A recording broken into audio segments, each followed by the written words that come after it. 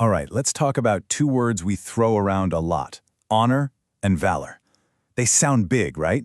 Powerful. But what do they actually mean? Not in some old book, but in real life, when things get tough. That's what we're going to dig into today. I mean, just think about that for a second. Honor is what survives you.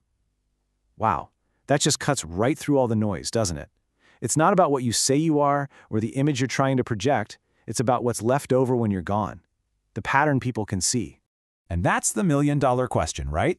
We live in a world that's all about the performance, all about the public show. So, how do you find a definition for something like honor that's, well, real? Something solid you can actually build a life on? Okay, let's get into it. So first things first, to really get what honor is, we kind of have to start with what it's not. We've got to clear away all the common mix-ups to find the real deal, the signal in the noise. Yeah, and it's super easy to get it twisted. You know, we think honor is about your reputation, or being a quote-unquote moral person, or just sticking to tradition. But this way of thinking says those are just the side effects. They're not the thing itself. It's like seeing smoke and calling it the fire. Your reputation, that's the smoke. Honor, that's the actual flame. Okay, so if it's not all that other stuff, what is it? Well, in this system, honor isn't some fuzzy feeling or something you can just claim to have. Nope, it's a pattern you can actually see. It's your behavioral signature. Think of it like that.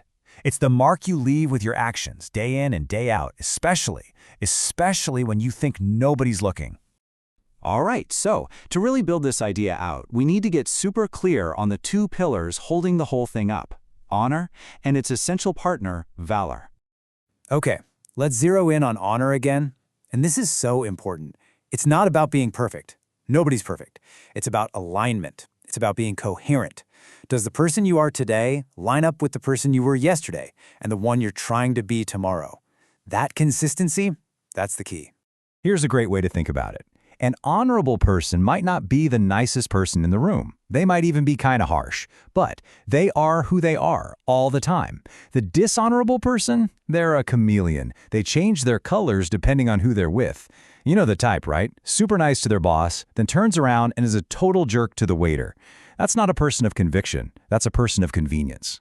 And that brings us to the second pillar, valor. Now, this is not what you see in the movies. It's not about running headfirst into danger without a thought.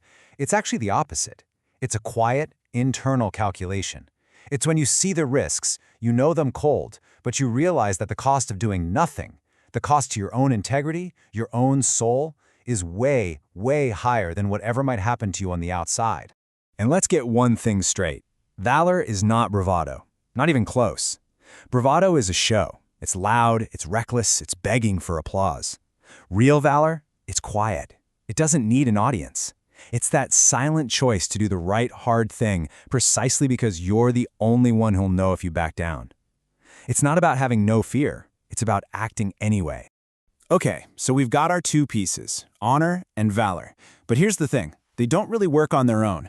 The real magic, the real strength, is in how they lock together. I mean, just think about it. What good is a perfect set of principles if you're too scared to ever stand up for them? Honor without action is just a bunch of nice ideas. It's a dusty old book on a shelf that nobody ever reads. It becomes meaningless. And then you flip it. What about action without principles? Courage without a conscience? Well, that's just chaos. It's a runaway train with no driver. It's dangerous. You see, honor gives you the direction, the why, and valor gives you the engine, the will. You absolutely have to have both. So this all sounds good in theory, but how do you actually do it? How do you live this stuff? Well, the operating system for it all is a simple discipline. And it starts by taking a phrase you've heard a million times and turning it into something, well, something a lot tougher. You know the phrase, better than yesterday. We all do. And immediately our brains go to self-help books and inspirational quotes. Just feeling good, right? Well, forget all that. In this system, that fuzzy feel-good stuff gets tossed right out the window. This has zero to do with your mood. It doesn't mean you're happier today or more confident. It doesn't mean you're more successful or that more people like you. Nope, those are all external things. They come and go. They have nothing to do with the real structure you're trying to build inside yourself. So what does it mean? This is where it gets real. Being better than yesterday means you made one less excuse today than you did yesterday. It means you owned your screw-ups a little bit faster. It means you held back when you wanted to lash out. At its core, It means you were less dishonest with yourself. The only way you measure this is with one simple question. Did you betray yourself less today than you did yesterday? So that brings up a huge question. If this is the yardstick, where do you even measure it? Well, if the measurement is internal, the test has to be internal too. The real test of all this, it's not when the spotlight is on you. It happens in private, on the battlefield inside your own head. And we're not talking about big dramatic movie scenes here. We're talking about the quiet little choices nobody ever sees. That's where honor lives. It's in those moments when you have every reason in the world to quit and it would be totally justified, but you just don't. It's how you treat someone who can't do a single thing to you in return. It's whether you fix a mistake that only you know you made. It's how you act when you have power and there's no one around to stop you. And man, this next part, this really hits hard. It boils the whole thing down perfectly. If your ethics collapse in privacy, they were never ethics, they were performance. Just let that sink in for a moment. If your principles disappear the second the doors are closed, they weren't principles. They were just a costume you were wearing for everyone else. So where does this all lead? What happens when you actually live this way? You end up creating this internal ledger, a personal accounting system that is just brutally, radically honest. And this is a great way to summarize the whole system. Valor, that's about moments. It's tested in a split second, in those crucial forks in the road. But honor, that's not a moment. It's built over a lifetime. It's what you get when you string all those individual moments of valor together, day after day, until they form a solid, consistent pattern. And here's what's both the hardest and maybe the most freeing part of all this. There's no certificate for it.